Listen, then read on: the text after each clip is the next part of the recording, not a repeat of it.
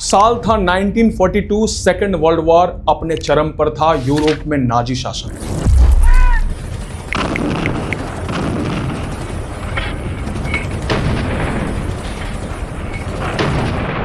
हर जगह अत्याचार, डर और अनसर्टेनिटी का माहौल था।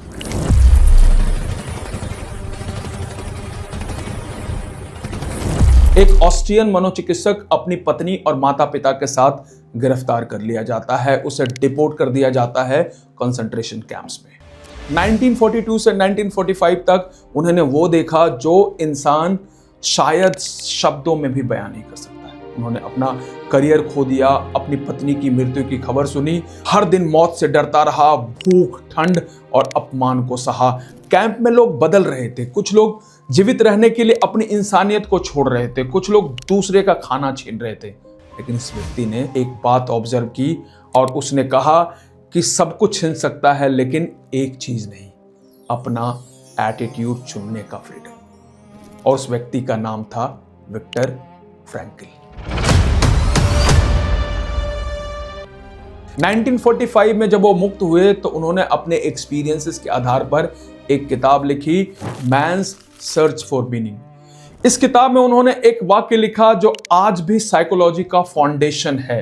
उन्होंने कहा कि स्टिमुलस और रिस्पॉन्स के बीच में एक स्पेस होता है और वही स्पेस हमारी शक्ति है।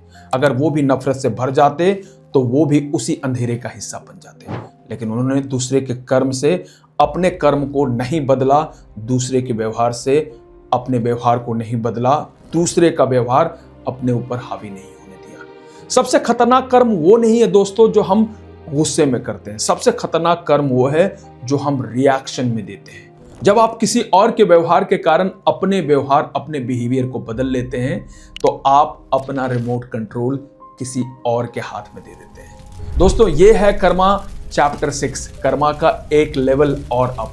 चैप्टर 1 में हमने सीखा कि कर्म बड़ा है या भाग्य। बहुत दिलचस्प वीडियो है, जरूर देखिए।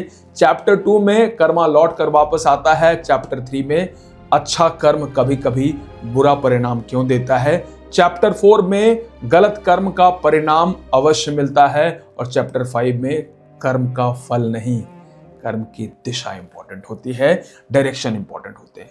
अगर आपने ये पांचों वीडियो नहीं देखा है तो प्लेलिस्ट में जाइए, डिस्क्रिप्शन में जाइए और वीडियो को एक्सेस करिए। इसमें साइंस और साइकोलॉजी से भी कर्मा को प्रूव करने की कोशिश की गई है। अब आइए हम एक छोटी सी कहानी को समझते हैं। एक स्कूल में दो बच्चे थे, एक शांत, दूसरा बदतमीज।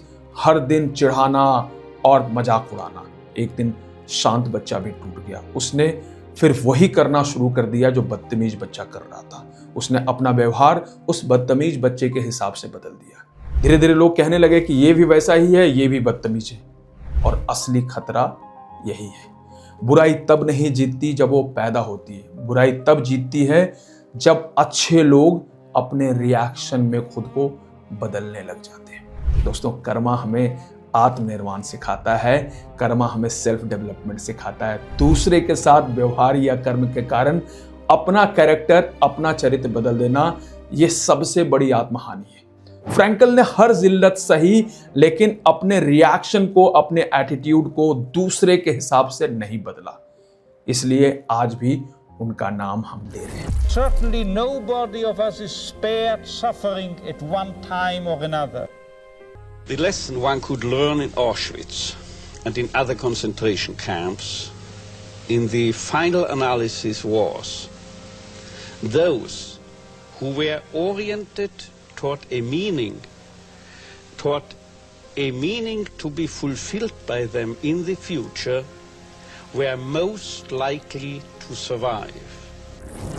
अब आइए हम समझते हैं कि धर्म क्या कहता है। श्रीमद् भागवत गीता में श्री कृष्ण कहते हैं, क्रोधात भवति सम्मोह। क्रोध से विवेक नष्ट होता है। विवेक गया, दिशा गई, डायरेक्शन गया तो कर्म गिरा। कृष्णा कहते हैं कि अपना कर्म दूसरे के कारण नहीं, आपकी खुद की चेतना से तय होना चाहिए। दोस्तों, साइकोलॉजी भी यही मानती है। साइकोलॉजी कहती है कि इमोशंस संक्रामक होते हैं, इन्फेक्शियस होते हैं। अगर सामने वाला गुस्से में है और आप भी गुस्से में आ गए तो आपने अपना नर्वस सिस्टम उसके साथ सिंक्रनाइज कर लिया। रिसर्च बताती है कि लोग अनजाने में दूसरे के टोन, पोस्चर और बिहेवियर को मिरर कर लेते हैं। इसे कहते हैं मिरर न्यूरॉन्स।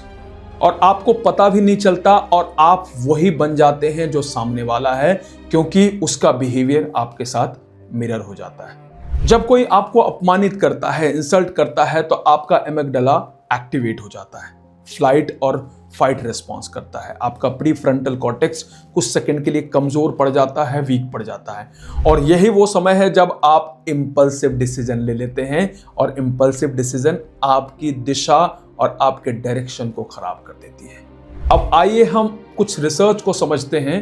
हार्वर्ड की एक वर्कप्लेस स्टडी कहती है कि टॉक्सिक बिहेवियर एक व्यक्ति से शुरू होकर पूरी टीम में फैल सकता है। एक नेगेटिव एम्प्लॉय प्रोडक्टिविटी को 40 से 50% तक गिरा सकता है। क्यों? क्योंकि लोग रिएक्शन में खुद को बदल देते हैं।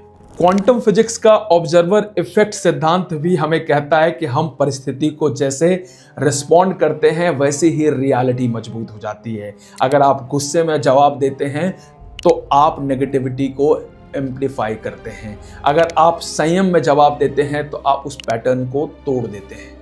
दोस्तों, आपको पता होगा कि कभी कभी गलत इंसान आपको जानबूझकर प्रोवोक करेगा, आपके बिहेवियर को बदलने की कोशिश करेगा। क्यों? क्योंकि अगर आप भी उसके जैसे बन गए तो वो सिर्फ अकेला गलत नहीं रहेगा।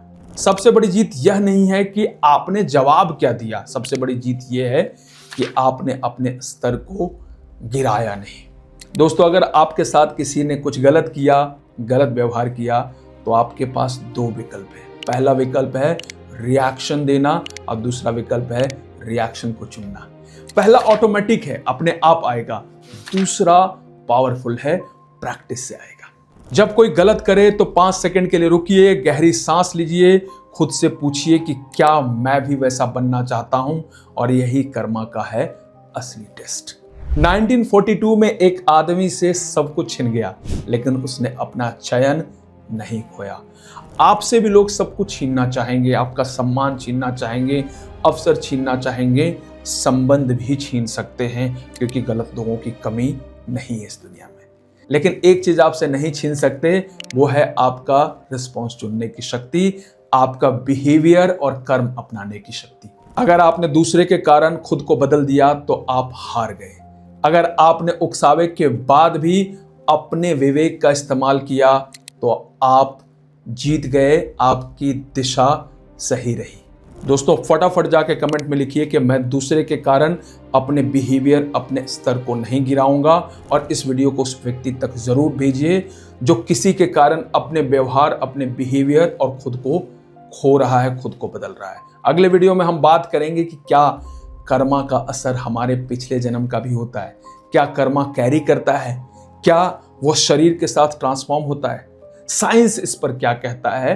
कर्मा चैप्टर 7 में हम यही बात करेंगे कि पिछले जन्म के कर्म से हमें नुकसान होता है या फायदा। इस वीडियो में इतना ही। अगर आपने कर्मा का बाकी वीडियो नहीं देखा है तो आप जाकर जरूर देखिए, नहीं तो आप कर्म के रहस्य से अनजान रह जाएंगे। सीखते रहिए, आगे बढ़ते रहिए और अपने अच्छे कर्म से इस दुनिया को रोशन करते रहिए।